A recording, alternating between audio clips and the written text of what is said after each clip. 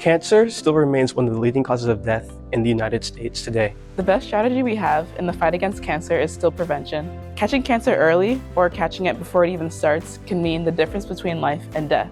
As we go out into the streets and the clinics, we can educate and elevate real voices around cancer prevention. What types of screening are you familiar with?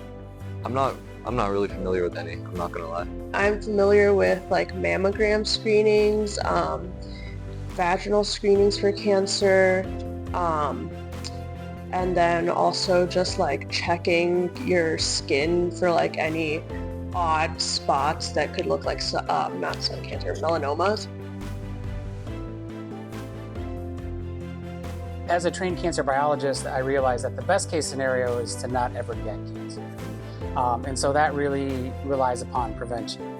So doing things that are good for your lifestyle, such as healthy eating, being healthy, being fit, carrying a healthy weight, avoiding tobacco and other exposures. That's really the best thing that you can do to prevent cancer. So we're seeing definitely a shift to younger people with cancer. We don't know what's causing it, and it's quite concerning. Unfortunately, a great number of people actually do develop cancer in their lifetime. So the next best thing you can do is screening, because as cancer biologists understand, treatment is actually better for cancer when it's found early.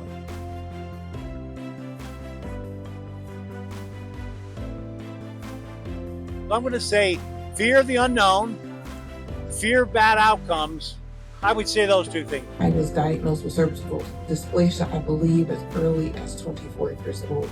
I did not find out that I had cervical cancer until I was 39. So we had this period of years where proper follow-up screening was not taking place because I wasn't properly educated on the severity.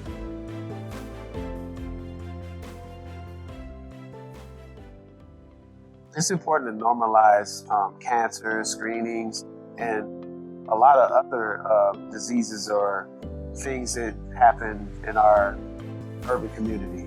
Like it could be diabetes and other things, but it's good to normalize a comfortable conversation about seriousness. But it's so important to normalize something like that because people are dying, and if they only had knowledge of, to me, knowledge kills fear. So if you have the knowledge, the better off you'll be.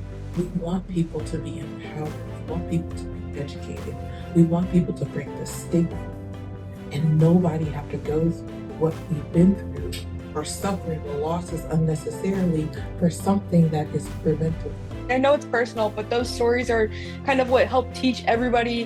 Maybe it is time to like question and, don't be set in your ways. Kind of make sure your health is always up to date and always safe.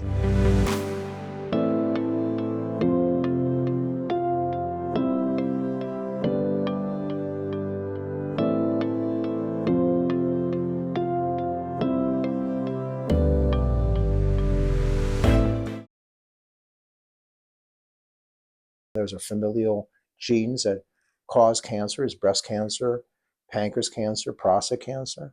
So we have to do those genetic testing. We have to take family histories carefully.